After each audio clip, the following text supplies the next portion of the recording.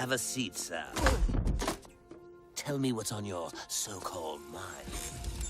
It's Batman. He's gone nuts. First he whacked Chucky Saul, then Buzz, and now he's after me. You know, I've been reading lately how old Guano Man is wound tight enough to snap. Wouldn't it be great if I'd finally driven him off the deep end? This isn't a joke. Batman's knocking us off, and you're the only one who can take him down. Look, $5 million up front with whatever you want to finish him off. What do I look like? Pest control? Think, you fool. Once he gets me, how long till he gets you? You know what I'm talking about. Your hands are just as dirty. Dirtier. Don't touch me, old man. I don't know where you've been. Oh, Sal, no one could take a joke like you. What is going on, bud smokers and movie lovers, and welcome back to another episode of 5 on It. I am Francisco. And I'm Sir Frazier. And on today's episode, we are reviewing what some people would say is arguably one of the best Batman movies of all time, if not the best Batman movie of all time, even though it might be animated. We are talking about the 1993 Batman, Mask of the Phantasm. But before we dive into all the details on that, don't forget to subscribe, like, share, comment down below on some of your favorite Batman movies. Is this one of your favorite Batmans or not? But Sir Frazier, tell the people what we're smoking on. Man, this week we are at it with a nice little joint. This is some OG Kush. Yeah, man. This is an infused one as well. So it shall be hard hitting very soon. It's a hybrid as well. Hit pretty smooth so far. Yeah. Man, as you said, this movie is really attached to the Batman animated series that came out in the early 90s. Very, very well-respected cartoon from a lot of people who grew up in that era. This movie is directed by Eric Radomski and Bruce Timm. And just a quick summary of this movie for those of you who haven't seen it. I highly recommend that you do check it out because there will be spoilers. But the summary for this is Batman is wrongly implicated in a series of murders of mob bosses that are actually committed by a new vigilante assassin.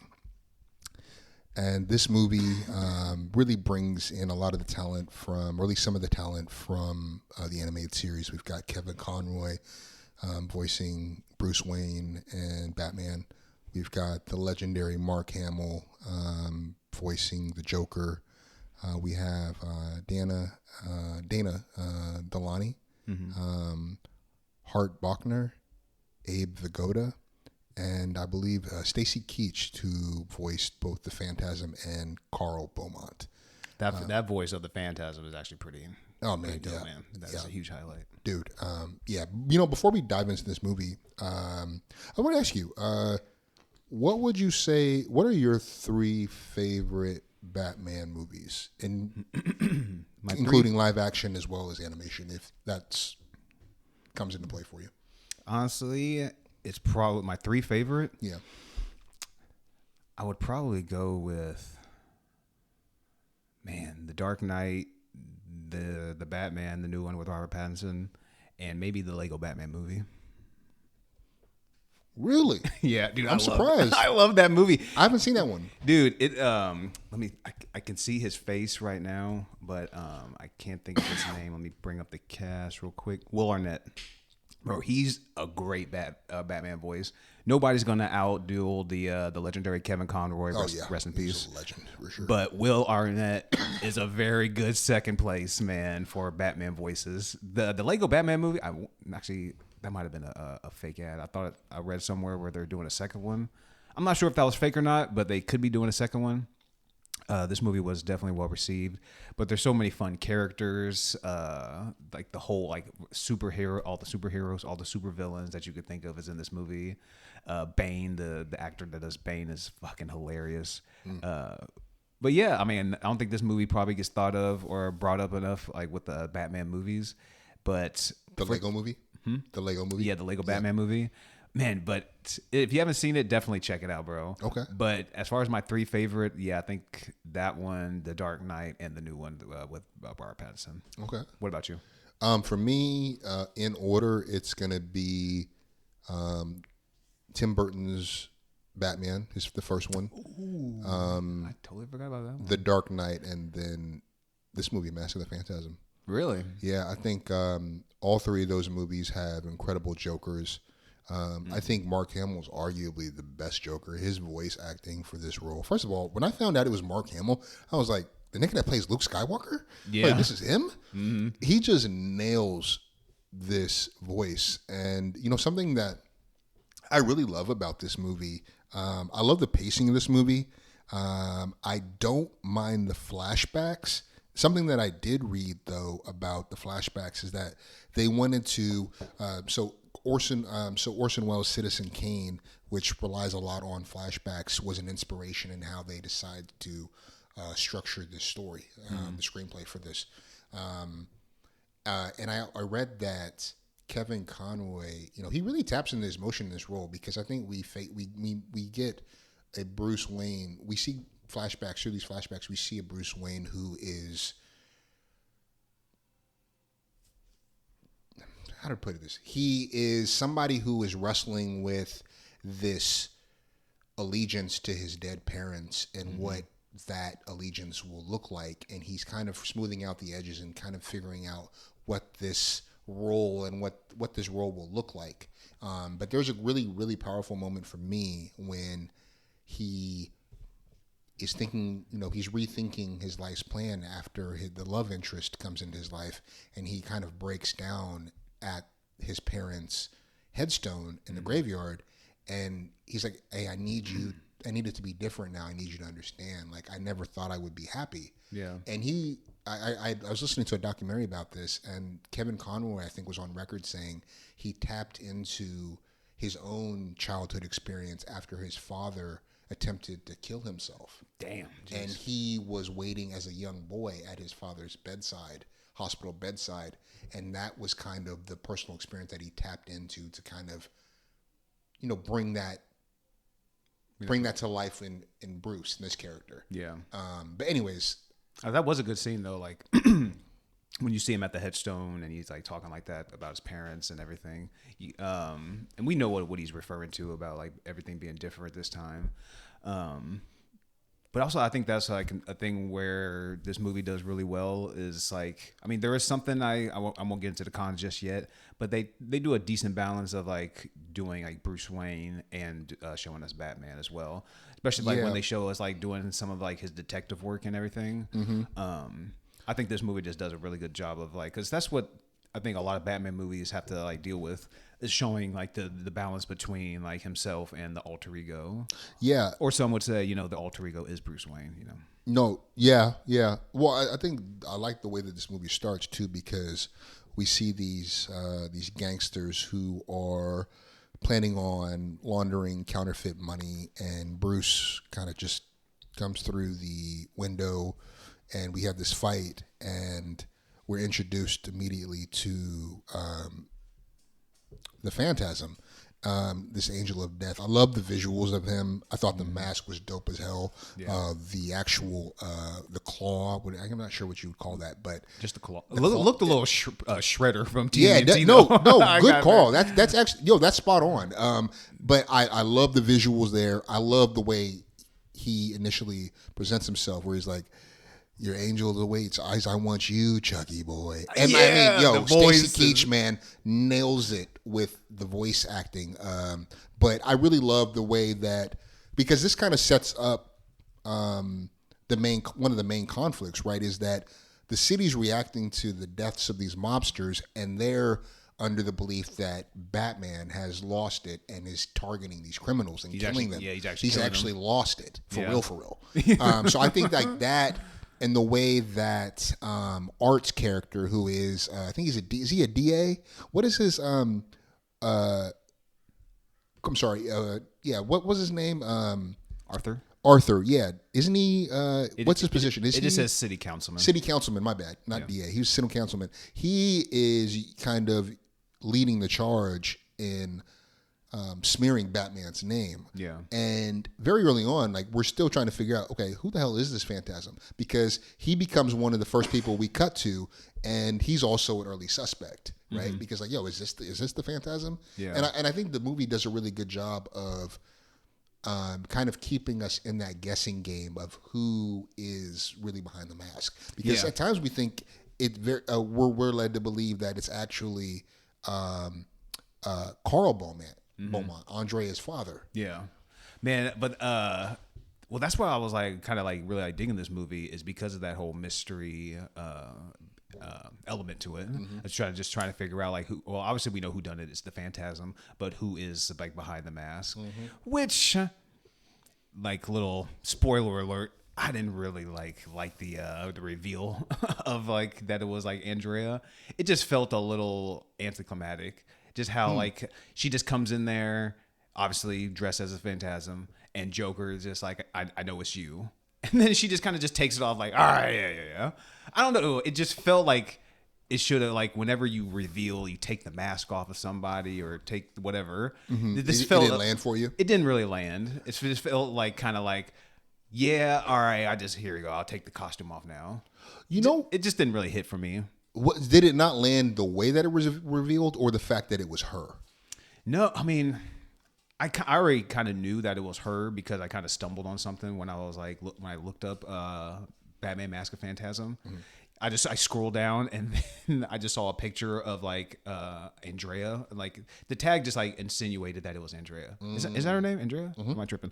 And so I already knew, but I was kind of just figuring out, okay, what was like, why did she do it?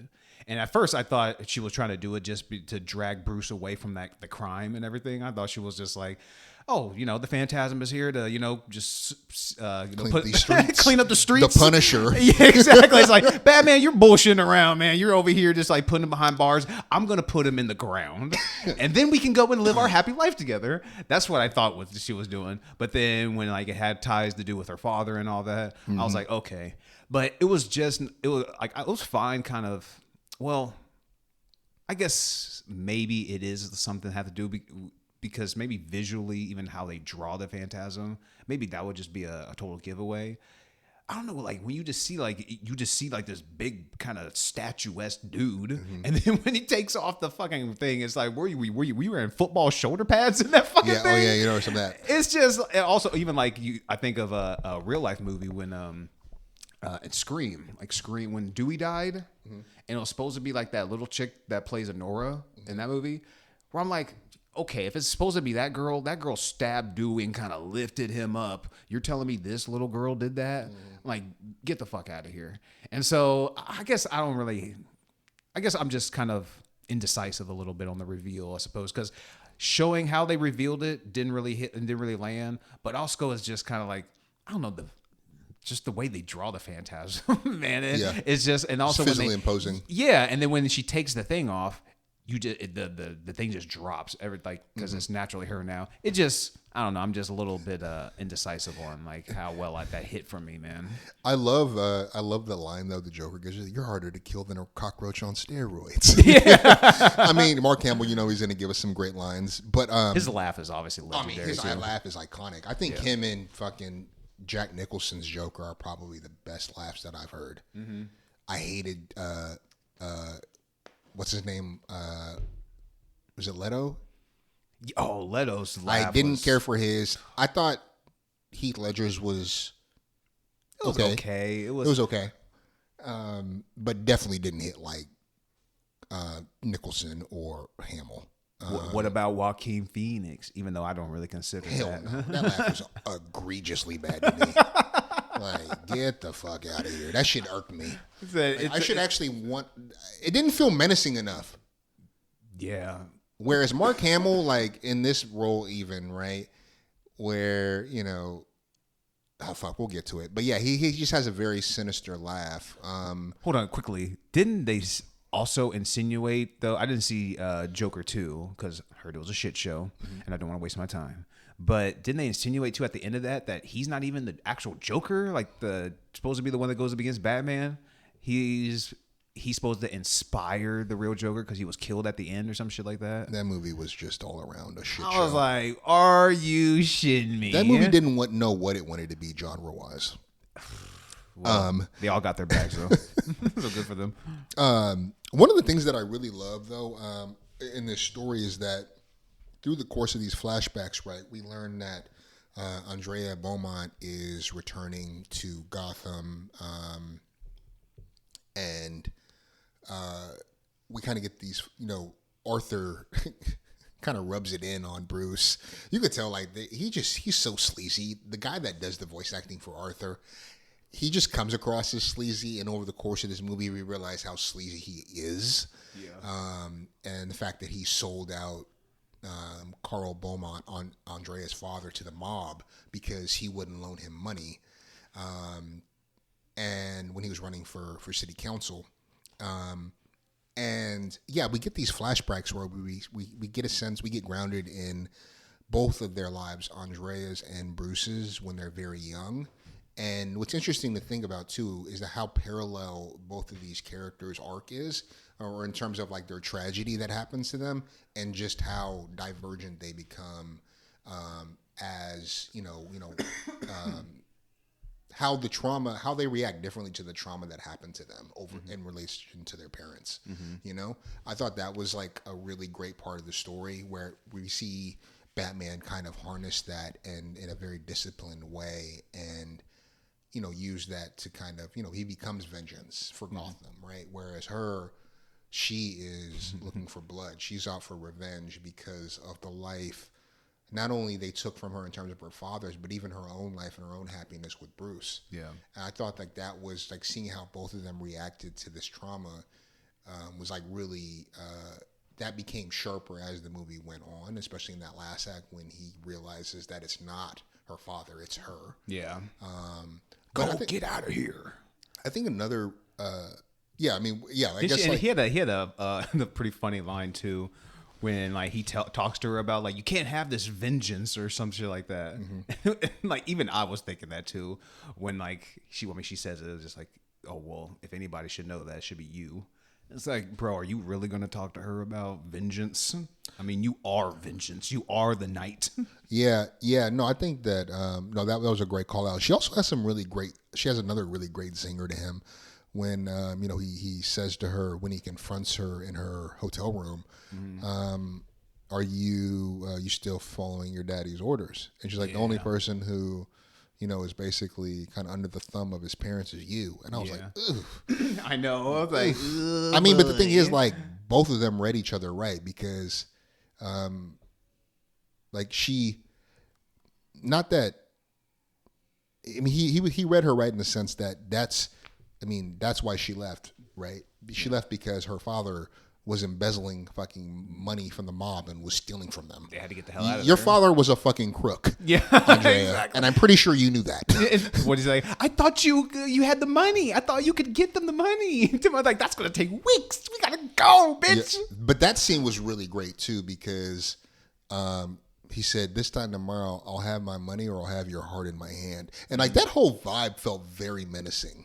Right. I thought that what's also very interesting too is we get these flashbacks. First of all, I love this 1940s Art Deco kind of stylization of this world. Yeah, I think it always has worked for me, even as a kid in these movies. Well, all the visuals I feel like were the cars, top-notch. I mean, everything for me was just.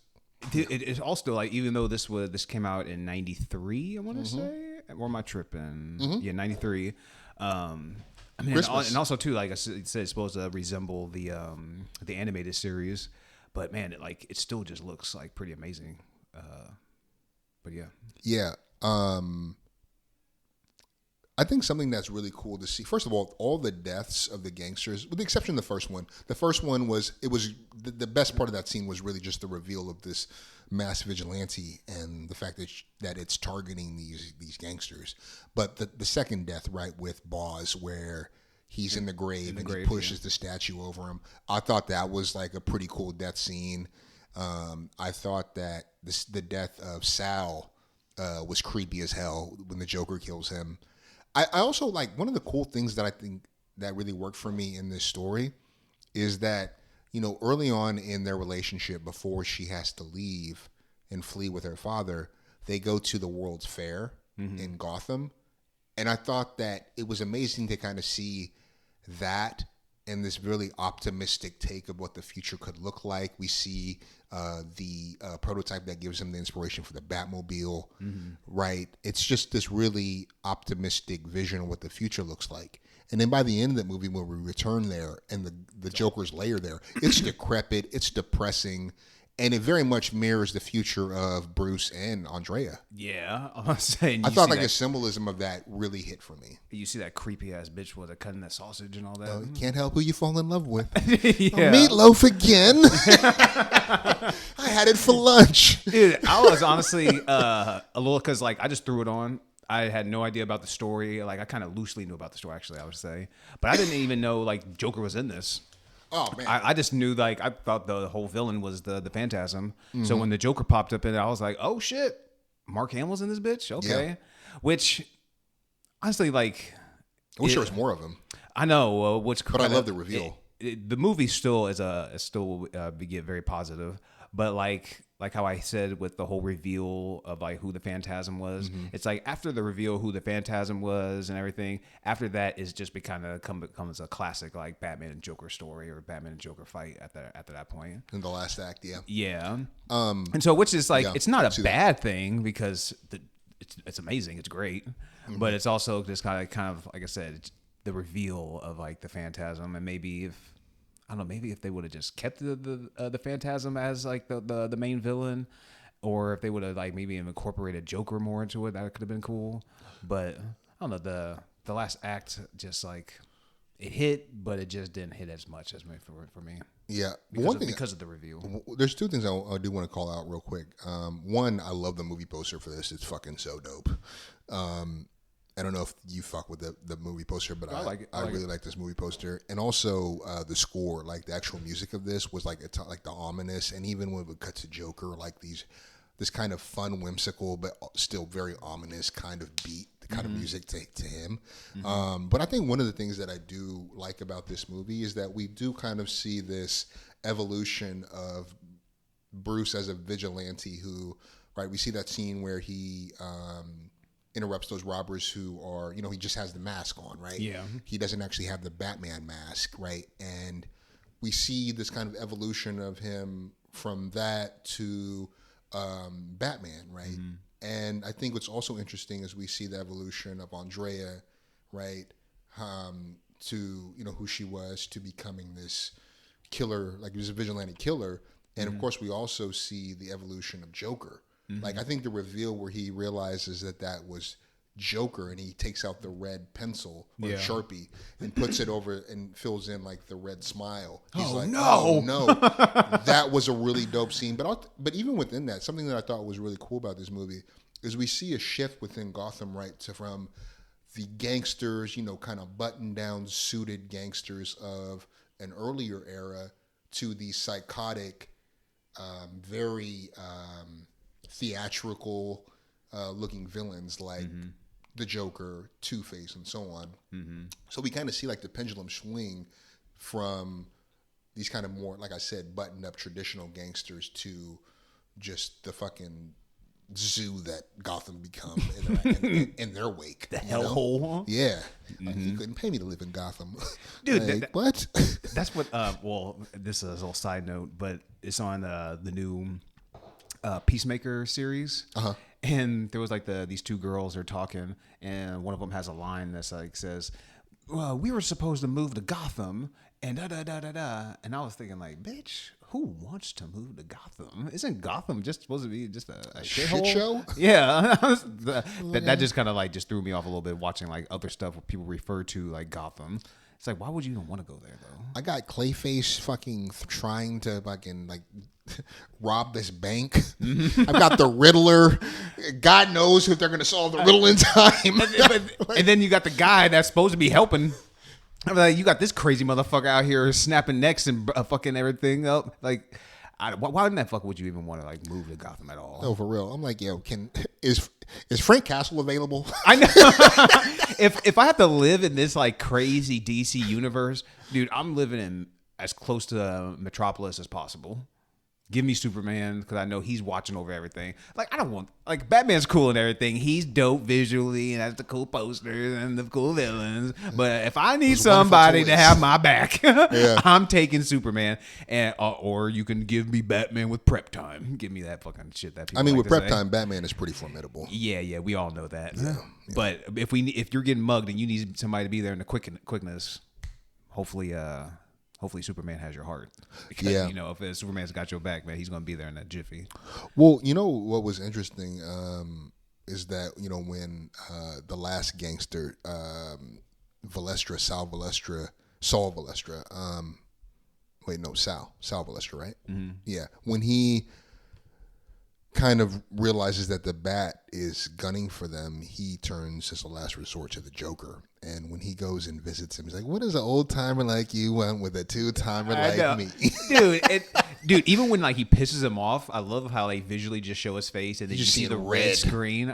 I'm like, but also like, why the fuck would you? I mean, I guess you have no other choice. We're meeting in broad daylight in a public area. I'm not coming to your fortress. I'm not going anywhere. But it's like you're trying to do a deal with the Joker. It's like that's almost worse than doing a deal with the devil, man. It's like because he'll take your you can't trust him at all. So and obviously we see kind of what happens, and Joker's smarter than what he's what maybe he lends on to be. And that's also something in reference, right? He uses the Joker venom not only on him but also Arthur. Mm-hmm. And when Joker sends the airmail, he sends the bomb to go kill. When he returns Sal Balestra to his home and after he's killed him, and the Phantasm approaches to kill him, and he sends the bomb. Dude, I would say when the Phantasm just comes in, it's fucking dope, and you hear the cool ass voice. Mm-hmm. But then we get the reveal, and you see Joker's got to him before you did, man. Mm-hmm. And then obviously, also that was creepy as fuck, looking at Valestra's face, like that fucking evilish looking grin. Got that like rigor mortis, that rigor mortis face. But dude, obviously you see the Joker is just like 2 steps ahead of the Phantasm, mm-hmm. and that's how he gets the figures out like who it is and everything. Mm-hmm. But what was I gonna say? Damn, I kind of lost what I was gonna mention something about Joker, but I kind of lost my train of thought. Well, even the scene right where he sends the bomb after Andrea. He's like, hello, operator. I believe I've been disconnected. He's like always got jokes, right? But when he goes to Arthur, even like that was a pretty menacing scene where he, like some of the audience, suspects Arthur is the one knocking them off because of how he, the dirt that he did to get to this position, right? Mm-hmm. And he ends up infecting Arthur, and that scene where we cut to him at the hospital where he's just laughing uncontrollably. That's what I was going to mention. Eerie as fuck to me. Dude, that scene is just like, I'm just thinking like if you were in that position, like how painful eventually that would be. Because we've been in that position where like we've laughed so hard where like your face hurts or your stomach hurts. Yeah. Like, dude, that just... And even when they give him like shit that's supposed to calm him down and sedate him and everything, it just doesn't work. And it's like, bro, that would be like, I would like, just kill me, man. Like, this is just fucking torture right now at this point. Yeah. But, and then you got Batman coming in and fucking get in your face. No. Like, tell me where the fuck you are. I'm like, God damn it, Batman, I don't know anything. Well, that was a great scene too, because like you said earlier, that's when we learned that Arthur sold out Carl Beaumont, who he was working under, mm-hmm. and he considered a friend, right? Yeah. He sold him out to the mob, thinking, oh, they just wanted their money back. And, we see... They wanted a little more than money. Yeah, and we see in the flashback that Andreas are just arriving as the Joker before he becomes... I guess he's Jack then? Jack? I don't know if Jack Napier, if that's who he was in this world still, or two. Yeah, actually, they don't mention it, but like we see him, like he's the mob's enforcer. Yeah. And then, before he gets dropped in that vat of chemicals and becomes, the Joker, right? But I thought the way that this story unfolds with the flashbacks, at times, some of those flashbacks, I could see maybe went a little bit longer, because some of those I'm like, oh shit, we're in the flashback still? Like, dude, when he's watching them from the rainy roof? That's what I was going to mention. I was going to just kind of like wait on a little bit, but I'm just like going to just say it, like, because I do like. I don't mind like when like movies like use flashbacks, obviously to tell their narrative, or even like when they are not telling it non-linearly and all that. Like Tarantino, how he's just famous for all that shit. But at times, like you mentioned, like I felt like some of the flashbacks went a little long, and I kind of forgot. Like it almost made me get lost a little bit, where I was like, "Wait a minute, where?" And then, because like you're not following, like it's not obviously in sequence. You're jumping around the story a little bit to like kind of like you said, like year one Batman, even before he got the suit. Like you said, when he's like, they don't fear me. I need them to fear me and everything. So it's like. I do dig the flashbacks, and I don't mind those and all, but just sometimes, I mean, maybe it's on me. Maybe I just have to like rewatch it again, and maybe it'll stick a little bit better. But I felt at times I got lost a little bit, and I was kind of like figuring out like, wait. Was that the weed? Or was I know. It the movie? That's what I'm saying. Like, said maybe I'm not sure if it's just me or the movie a little bit, but sometimes I felt like I was getting a little bit lost. But like overall, like I could follow along. But sometimes like, wait a minute, we're still in this flashback right now. Yeah, I thought we came out of it. No, I definitely agree, especially when he's watching Arthur and Andrea grab dinner. Yeah, that particular that one. flashback did seem a little bit longer, and then I just realized when it ends, I'm like, oh shit, we were in a flashback. Yeah, and I hadn't seen this movie in years, to be fair, but still, I was like, oh damn. But I mean, to your point though, I think that some of those that particular flashback went on a little longer than maybe it needed to. But just the same, like I think that the story does fit together very well, and it does cover a lot of ground. Because in this movie is what, an hour and 76 minutes. You know what I'm saying? So like this movie like does cover quite a bit of ground, but I never felt like even though some of the, like I said, some of the flashbacks were long, I felt like it was still providing me a really cohesive story. Yeah. Piece by piece. But I mean, of course, you know, the end when she shows up and we have that fight with Joker. First of all, that whole action sequence where he has the fan on and she's about to like get shredded by that. I thought that was a dope scene. The fight when he goes underground and he's camouflaged as one of the buildings. That was fun. Motherfucker knocked the tooth out. Dude, I wish we would have got a little bit more Batman in action. Obviously, we end on like a high note with it, but we do get a lot of detective work when he's as Batman. But I was hoping maybe for just like a little bit more, maybe like for another action set piece. Yeah, I think that one of my favorite. So a highlight for me, and a scene that I mean, the whole sequence is great, but when this is like towards the end when he is in the plane and he's chasing after the Phantasm. When the Phantasm is running on the roof and he looks over his shoulder as Batman's about to jump on him, that sequence looks, that shit still looks dope to me. Yeah. But, you know, all these policemen have surrounded this area and they are right on Bruce's heels. And he ends up getting pretty bloodied and beaten up from the explosion. He gets fucked up. And I just remember thinking like, oh damn, you know, like, this shit is looking real dire. Well, once he does that little trick of he puts his cape and cowl, and he's vulnerable as fuck. He flies it off, but he still can't lose him. I'm thinking, I'm like, man, without that cape and the cape and cowl, bro, you look a little ridiculous out here running around, man. And like I said, he still just can't get away. But man, he got fucked up. What also brought me to They Live when he got thrown out of the window. Say that again? It just reminded me of when we were reviewing They Live, and old girl busts him in the fucking head, and he goes flying out the window, and he has to go recover in the tunnel. I was thinking of like when I was watching Batman get fucked up. It's like, bro, you better go find a tunnel and go recover real quick. And Andrea shows up in the nick of time. Yeah. Which their red caddy or that red convertible, which also should almost like lend to his detectiveness. It's like, how did you get here so fast?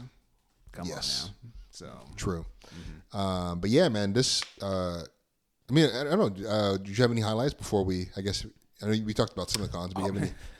Also, too, like, how in the hell, like, let's say, like, if Well, okay. I guess these are just supposed to be like ninja smoke bombs or something like that. Oh, her use of the smoke was a super effective. I was like, Because although damn. it looks dope and everything, like how how it ends, and he just kind of tells her, like, she just kind of vanishes. Because I was like, where would she have gone? Like in that essence, or like kind of where they were. It's like, where the fuck would she have gone to?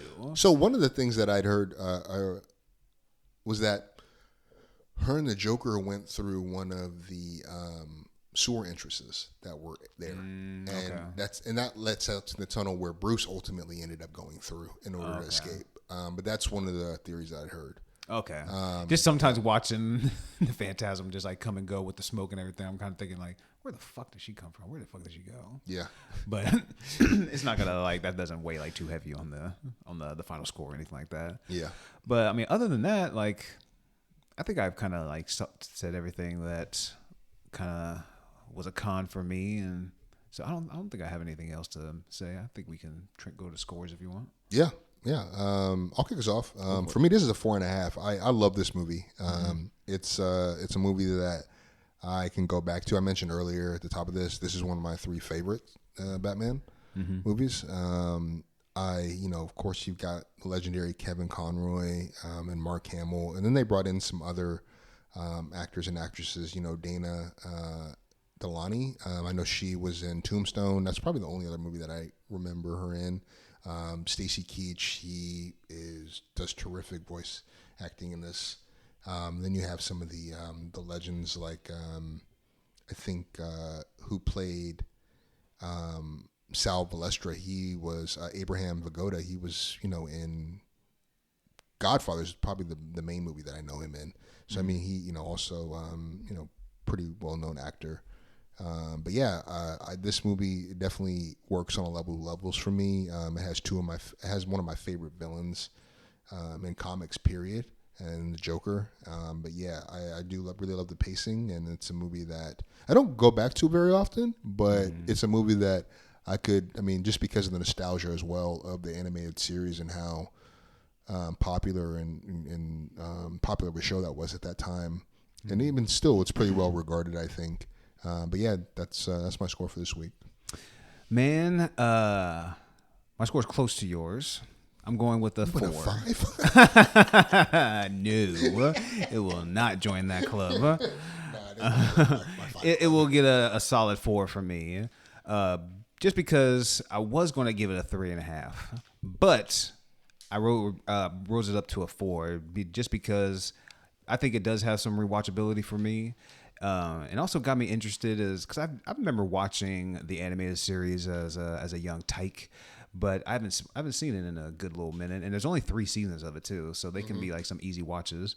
So this actually got me interested to go and watch maybe like the first 2 seasons of the animated series, then watch this. I mean, it's not gonna be like some like obviously like super linear story like with the animated series. They're just like little one hitters. I'm sure you can watch them probably out of order, things like that. But all in all, man, the visuals are great. The voice cast is awesome. I mean, this excuse me. And it has like some rewatchability to it, even though the reveal of like the chick, like it's a little indecisive for me. I'm not gonna say like it was bad, but it wasn't, or like it was good or bad. I'm just a little indecisive on it. Maybe on rewatch it'll hit a little bit more for me. But I mean, you're getting a great final act with like Batman and Joker.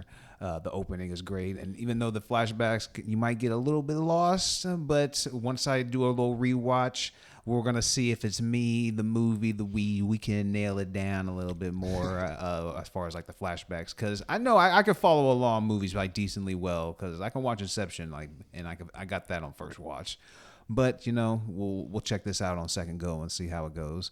But I'm going to give this a solid 4. If you're a Batman fan, definitely check this out for sure. And if you haven't seen it, or if you have seen it, definitely give it a rewatch for sure. Yep. All right. Well, that wraps up our episode for this week. We'll catch y'all next time. Peace.